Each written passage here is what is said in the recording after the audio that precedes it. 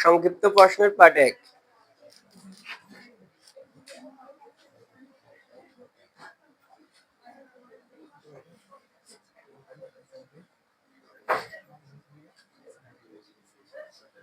Four sine theta সমান 7 cos theta হলে cosec theta এর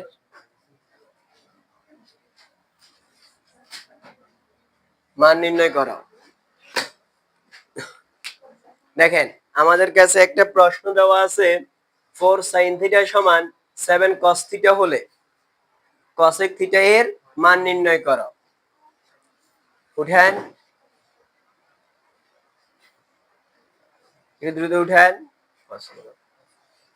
আমাদেরকে বলা হয়েছে 4 সাইন থিটা সমান 7 কস থিটা হলে কসেক থিটা এর মান নির্ণয় করো। তো কসেক থিটা কত হবে বা কসেক থিটা কি হবে আমরা সেটা বের করব এখানে। আর আমাদের কাছে দেওয়া আছে 4 sine theta 7 cos theta, 4 sine theta 7 cos theta. আমরা এই দেওয়া আছে দেখি, অর্থাৎ এই যে মানটা দেওয়া আছে দেখে আমরা করব। দেওয়া আছে 4 সাইন থিটা সমান 7 cos theta. 4 sin theta equal 7 cos theta. আমরা এই 4টাকে বেশি নিয়ে আসি, এই 4টাকে বেশি নিয়ে আসবে, cosটাকে বেশি নিয়ে আসবে, অর্থাৎ সাইনটা থাকলো, cos এখানে গুণ আছে, এখানে আসলে কি হবে? ভাগ হবে। আর 4 এখানে গুণ আছে, এখানে আসলে কি হবে? ভাগ হবে। sin বাই cos সমান আমরা পেলাম 7/4। sin বাই cos সমান কি পেলাম? 7/4। আমাদেরকে বাইর করতে বলছে কি? cos x। তো এদের দুইজনের সাথে এই sin এবং cos এর সাথে সম্পর্ক হচ্ছে কার? অর্থাৎ এখানে cos এর সাথে সম্পর্ক কার? sin এর। cos এর সাথে সম্পর্ক কার? sin এর। আমরা এই দুইটা থেকে এই দুইটাকে অর্থাৎ sin এবং cos এটাকে যদি আমরা ভাঙাই অথবা এটা যদি একটা সূত্র করতে চাই, sin এবং cos রিলেটেড সূত্র কি আছে বলেন তো একটু? sin এবং cos, sin এবং cos, sin এবং cos রিলেটেড অনুপাত কি আছে একটু দেখেন তো। sin এবং cos রিলেটেড অনুপাত কি আছে? 10। আমরা যদি এখানে লিখি 10, এখানে যদি আমরা লিখি কি 10 থিটা সমান 7/4, 10 থিটা সমান 7/4। কিন্তু আমাদের লক্ষ্য হচ্ছে cos কে নিয়ে যাওয়া, আমাদের লক্ষ্য হচ্ছে কি cos কে নিয়ে যাওয়া। এখন এই যে tan আছে, এখানে আছে কি tan, তো tan এর সূত্র আমরা মনে রাখার জন্য, অর্থাৎ সমকোণী ত্রিভুজ থেকে যখন আমরা tan এর মান বের করি, মনে আছে কিনা আপনাদেরকে কি মনে রাখতে হবে বলছিলাম? tan এর জন্য টেরা লম্বা বুট, tan সমান টেরা লম্বা বুট। টেরা মানে হচ্ছে কি tan, লম্ব মানে হচ্ছে লম্ব, আর বুট মানে হচ্ছে ভূমি, অর্থাৎ tan সমান লম্ব বাই ভূমি। তার মানে এই 7টা হবে কি লম্ব আর 4টা হবে কি ভূমি। তাহলে আমাদের কাছে নাই কি অতিভুজ, নাই কি অতিভুজ। আর অতিভুজ আমাদের লাগবে কিনা? কসেকের সাথে কার সম্পর্ক বললাম? সাইনের। কসেকের সাথে সম্পর্ক ছিল কার? সাইন। মনে রাখার জন্য কি বলছিলাম? সাগরে লবণ আছে, সাগরে লবণ আছে। সাগর মানে হচ্ছে সাইন, লবণ মানে লম্ব, আছে মানে অতিভুজ। তার মানে অতিভুজটা আমাদের লাগতেছে, কিন্তু অতিভুজ আমাদের কাছে দেওয়া নাই। এই যে আমরা অতিভুজটা বের করে নেব। অতিভুজটা কি করব? বের করব। অতিভুজ বের করার জন্য আমাদের কাছে একটা পিথাগোরাসের সূত্র আছে, যেটা আমরা জানি কি? আমরা জানি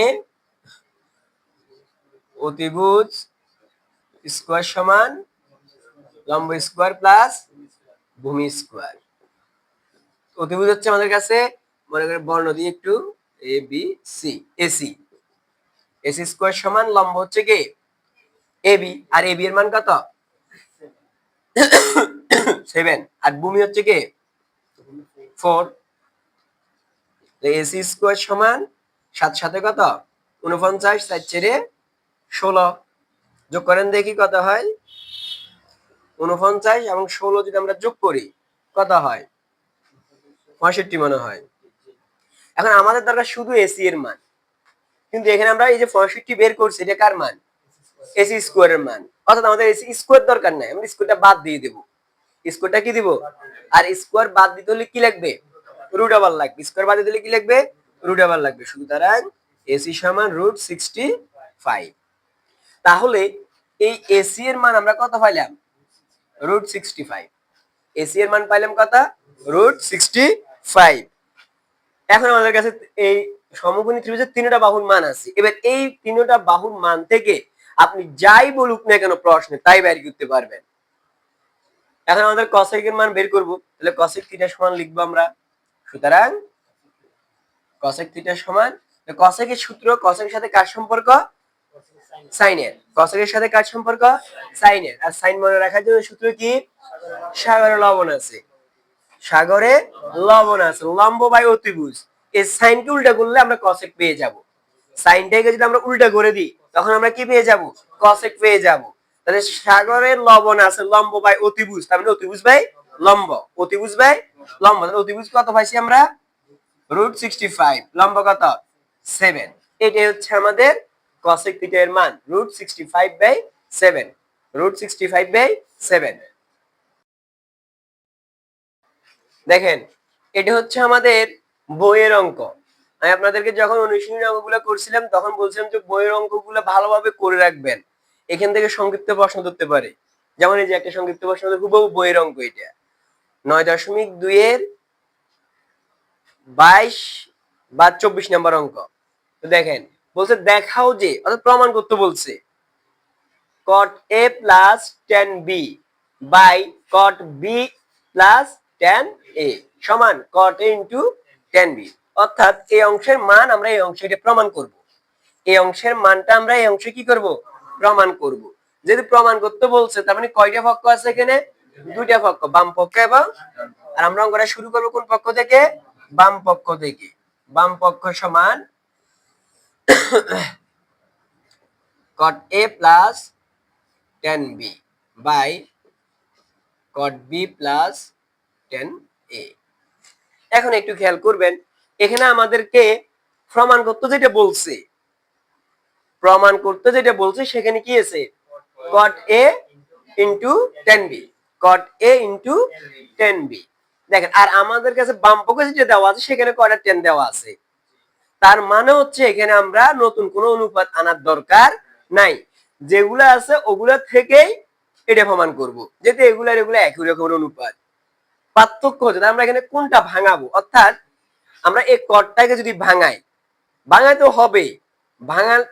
হবে ভাঙানো ছাড়া এখানে আমরা কোনো কিছু করতে পারবো না আমরা যদি কটকে ভাঙাই আমরা কটের সাথে রিলেটেড কে জানি tan কটের সাথে রিলেটেড কি অনুপাত হচ্ছে কি tan তাহলে কটের সূত্র হবে 1/10 1/10 আমি tan আসতেছে আবার tan এর সূত্র হবে 1/cot আমি cotও আসতেছি এখন এখানেও cotকে ভাঙালে 1/10 আসবে tan কে ভাঙালে 1/cot আসবে এখন বিষয়টা হচ্ছে আমরা উপরের অংশগুলোকে ভাঙাবো না নিচের অংশগুলোকে ভাঙাবো যে কোনো একটা ভাঙালে হবে না কিন্তু অঙ্ক মিলবে না আমাদেরকে কোন অংশ ভাঙাবো সেটা আমরা কিভাবে বুঝবো দেখেন যেটা প্রমাণ করতে বলছে সেখানে cot এর সাথে কি আছে a আছে cot এর সাথে কি আছে a আছে তাহলে a cot এর সাথে a আছে কিন্তু এই cotটাকে যখন আমরা ভেঙে ফেলবো তখন আসবে tan তার মানে tan a আসবে কিন্তু tan এর সাথে কি আছে b আছে তার মানে a cotটাকে ভাঙানো যাবে না আবার a cotটাকে যদি ভাঙাই কি আসবে tan আসবে আর tan এর সাথে কি আসবে এই যে আমাদের tan এর সাথে b দরকার আবার এই tanটাকে যদি ভাঙাই কি আসবে cot আসবে cot এর সাথে কি আসবে তাহলে cot এর সাথে কি আছে তার মানে আমরা কি বুঝলাম কোন অংশ ভাঙাবো নিচের অংশকে আমরা ভাঙাবো উপরের অংশে আমরা কোনো পরিবর্তন করব না যেভাবে আছে শুধু ওইভাবে লিখে দেব এই কটটাকে ভাঙায় লিখবো 1/tan b প্লাস এই tanটাকে ভাঙায় লিখবো 1/cot a দেখেন আমাদের এখানে আনার কথা cot a এই যে cot a tan b এই যে tan b অর্থাৎ যেটা প্রমাণ করতে বলছে সেই অনুপাতগুলো চলে আসছে উপরটা যেভাবে আছে ওইভাবে বসাই দেন এই অংশ আমরা লসাগু করব এই অংশ আমরা কি করব লসাগু করব tan b cot a tan b cot a এটা লসাগু হবে কত tan b cot অথবা cot a into tan b cot a into tan b এই দুইটা লসাগু এই দুইটা বসে যাবে এই দুইটা লসাগু এই দুইটা বসে যাবে লসাগুকে হর দ্বারা ভাগ লব দ্বারা লসাগুকে হর দ্বারা ভাগ তো যখন আমরা ভাগ করব একই রকমের যেটা সেটা বাদ বলছি একই রকমের যেটা থাকবে সেটা কি দিতে হবে বাদ দিতে হবে একই রকমের যেটা থাকবে সেটা কি দিতে হবে বাদ দিয়ে দিতে হবে আর যেটা একই রকমের নাই সেটা উপর এটার সাথে গুণ হবে। একই রকমের যেটা সেটা বাদ দিয়ে দিতে হবে, আর যেটা বাদ যায় নাই সেটা উপর এটার সাথে গুণ হবে। এই দুটার সাথে ভাগ করেন, এটার সাথে ভাগ করেন, তাহলে দেখেন তো একই রকম কি আছে, tan b বাদ, তাহলে বাদ যায় নাই কি cot, cotটা উপরেরটার সাথে গুণ হবে, তাহলে cot এর সাথে 1 যদি গুণ করি আবার কি বসবে, cot a প্লাস, যেহেতু মাঝে প্লাস আছে আমরা প্লাস বসাইছি, যদি মাঝে মাইনাস থাকতো আমরা কি বসাইতাম, মাইনাস বসাইতাম। এরপর এখানে যে tan b, cot a tan b এটাকে দিয়ে ভাগ করেন, কে কে বাদ যাবে, cot এ বাদ, তাহলে বাদ যায় নাই কি tan b, তার সাথে 1টা গুণ করেন, তাহলে আবার কি আসবে tan b। দেখেন তো এই লাইন বুঝছেন কিনা, এখানে আমরা লসাগু করলাম, লসাগুকে হর দ্বারা ভাগ, লব দ্বারা গুণ। এটাকে আমরা সহজে আমি মনে রাখার জন্য বুঝার জন্য আপনাদেরকে বললাম কি, যেটা যেটা মিল আছে সেটা বাদ, যেটা বাদ জানি সেটা উপরের সাথে গুণ, যেটা যেটা মিলে আছে সেটা বাদ, যেটা বাদ জানি সেটা উপরের সাথে গুণ। এরপরে এটাও একটা ভগ্নাংশ, যেটা নিচে মনে মনে 1 আছে, আমরা জানি যে কোনো সংখ্যার নিচে মনে মনে কি থাকে, 1 থাকে, যে কোনো সংখ্যার নিচে মনে মনে কি থাকে, 1 থাকে। যেহেতু এই সংখ্যাটা এই রাশিটার নিচে 1 আছে, cot a plus tan b এর নিচে 1 আছে, তার মানে এটা একটা ভগ্নাংশ, এটা একটা ভগ্নাংশ, দুইটা ভগ্নাংশ ভাগ অবস্থায় আছে, দুইটা ভগ্নাংশ কি অবস্থায় আছে, ভাগ অবস্থায় আছে। আমাদের ভগ্নাংশ ভাগ থাকলে ভাগের পরিবর্তে কি দিতে হয়, গুণ দিতে হয়। ভগ্নাংশ ভাগ থাকলে ভাগের পরিবর্তে গুণ, তখন তার পরবর্তী ভগ্নাংশ উল্টে যায়, উল্টে গেলে উপরের সংখ্যা নিচে, নিচের সংখ্যা উপরে।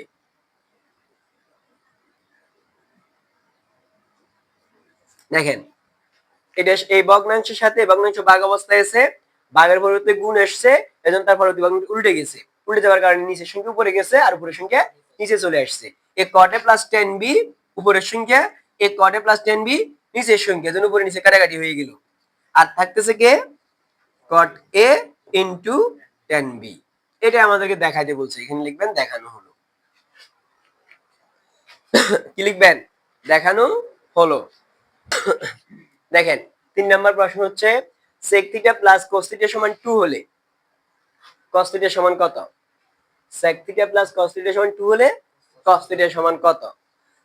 এই অঙ্কটার তাও আমরা দেওয়া আছে দেখে করব, লিখে ফেলেন, দেওয়া আছে,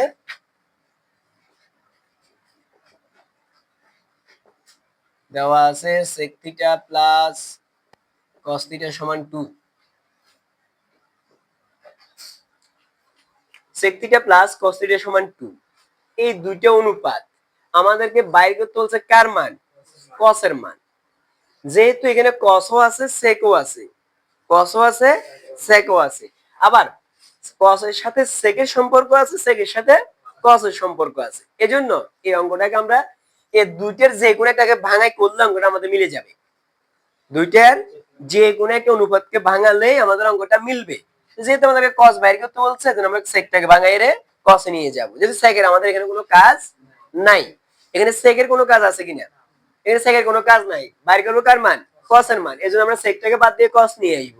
অথবা যদি চাই আমরা আগে cos বাদ দিয়ে sec বের করব, অর্থাৎ sec এর মানটা বের করব, sec এর মানটাকে উল্টো করলে আমরা কার মান পেয়ে যাব, cos এর মান পেয়ে যাব, সেইভাবে করলেও হয়ে যাবে।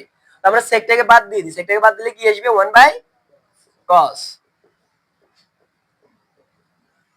secটাকে বাদ দিয়ে দিলাম, sec এর সাথে সম্পর্ক হচ্ছে cos এর, sec এর সাথে সম্পর্ক হচ্ছে কার, cos এর, তাহলে sec থিটা সমান 1/cos থিটা, sec থিটা সমান 1/cos থিটা। এই cos এর কোনো পরিবর্তন করি নাই, যেভাবে আছে ওইভাবে বসে গেছে। লসাগু করে ফেলেন, যদি ভগ্নাংশ যোগ অবস্থায় আছে, যেহেতু ভগ্নাংশ কি অবস্থায় আছে, যোগ অবস্থায় আছে, এজন্য আমরা কি করব, ভগ্নাংশগুলোর হরের লসাগু করব। তাহলে cos আর এটার নিচে মনে মনে কত আছে 1, 1 এবং cos এর লসাগু হবে cos থিটা, লসাগুকে হর দ্বারা ভাগ, cos কে cos দ্বারা ভাগ করব, আর কে বাকি থাকবে, cos কে cos দ্বারা ভাগ করব, কে বাকি থাকবে, কেউ বাকি থাকতেছে না, cos cos বাদ গেছে, আর বাদ যাওয়া কিছু যেহেতু নাই, তার মানে কি আছে 1 ই আছে, আর 1 এর সাথে 1 গুণ করলে আবার 1, 1 এর সাথে 1 গুণ করলে কি হয় 1 হয়। এখানে প্লাস আছে, প্লাস বসান, এবার a cos K a cos দ্বারা ভাগ কি করবেন 1 দ্বারা গুণ করবেন, এর নিচে মনে মনে কত আছে 1, 1 কে যদি আমরা cos এর সাথে ভাগ করে ফেলি, লসাগুকে হর দ্বারা ভাগ, লব দ্বারা গুণ, তো cos কে যদি আমরা 1 দ্বারা ভাগ করি, ভাগফল কত হয় cos, যেহেতু মিল নেই তার বাদ যাওয়ার কোনো কারণও নাই, আর cos এর সাথে সেই cos গুণ করলে কি হবে cos স্কয়ার থিটা সমান 2। এটা এই যে আমরা সেকটাকে ভাঙালাম, সেকের সূত্র কি 1/cos 1 plus cos square theta সমান এটার সাথে এটা গুণ করেন, এটার সাথে এটা গুণ করলে কি হয় 2 cos থিটা 2 cos থিটা। এটার নিচে মনে মনে 1 আছে জন্য এই কোণায় কোণা গুণ হয়েছে, 2 এর সাথে cos গুণ করলে 2 cos থিটা, 2 এর সাথে cos গুণ করলে কি হবে 2 cos থিটা, 2 এর সাথে cos গুণ করলে কি হবে 2 cos থিটা। এরপরে দেখেন আমরা যদি এই 2 cos টাকে যদি এই পেশে নিয়ে আসি, 2 cos টাকে যদি কি করি এই পেশে নিয়ে আসি, তাহলে কি হয় 1 এটাকে আগে নিয়ে আসি, এখানে আছে প্লাস, এখানে আসলে কি হয়ে যাবে মাইনাস 2 cos থিটা, আর এখানে আছে কত প্লাস cos স্কয়ার থিটা, এই পেশার কিছু আছে নি, তার মানে 0। আবার একটু খেয়াল করেন 1 আগে আছে, আগে বসাইলাম, 2 cos থিটা এখানে যোগ অবস্থায় আছে, যোগের দিকে আসলে কি হয়ে যাবে বিয়োগ হয়ে যাবে, মাইনাস হয়ে যাবে, এজন্য মাইনাস করে ফেললাম 2 cos থিটা, এখানে আগে ছিল প্লাস cos স্কয়ার থিটা, সেই cos স্কয়ার থিটা বসাই ফেলছি। এটা একটা সূত্র হয়, কার সূত্র একটু খেয়াল করেন তো, বুঝতে পারেন কিনা, a স্কয়ার অর্থাৎ 1 এর উপর স্কয়ার দিলে যে কথা না দিলেও একই কথা, a square minus 2ab plus b square, a square minus 2ab plus কার সূত্র a মাইনাস b হোল স্কয়ারের, a মাইনাস b হোল স্কয়ারের, a minus b whole square, b মানে কি হোল স্কয়ার সমান 0। আমাদের দরকার cos এর মান, cos আছে কিন্তু এই পুরোটার উপরে একটা কি আছে আবার স্কয়ার আছে, আমাদের স্কয়ারের কোনো কাজ নাই এখানে, আমরা স্কয়ারটা বাদ দিয়ে দিব। আর আমরা জানি স্কয়ার বাদ দিতে হলে কি আনতে হয় রুট আনতে হয়, আমরা রুট দিলাম, রুট দেওয়ার কারণে স্কয়ারটা বাদ গেছে, রুটটা শুধু এক পাশে দিলে হবে না, কিন্তু রুট দিতে হবে কি উভয় পাশে, জিরোর উপর রুট দিলে যে কথা না দিলে কি কথা, এই জন্য আমরা জিরোটা বসাই ফেললাম। এবার আমরা কার মান বের করব, আমাদের লক্ষ্য কার মান বের করা cos এর মান বের করা, এই cos এর মান cos আছে কিন্তু তার সাথে একটা কি আছে 1 ও আছে, 1 টাকে আমরা এই পেশে নিয়ে আসব, যেহেতু 1 আমাদের এই পেশে থাকার কোনো কাজ নাই, cos এর আগে মাইনাস আছে, মাইনাসটা বসাই দিলেন, 1 এর আগে মনে মনে কি আছে প্লাস এর দিকে আসলে কি হয়ে যাবে মাইনাস, সুতরাং cos থিটা সমান এই মাইনাস বাদ, তাহলে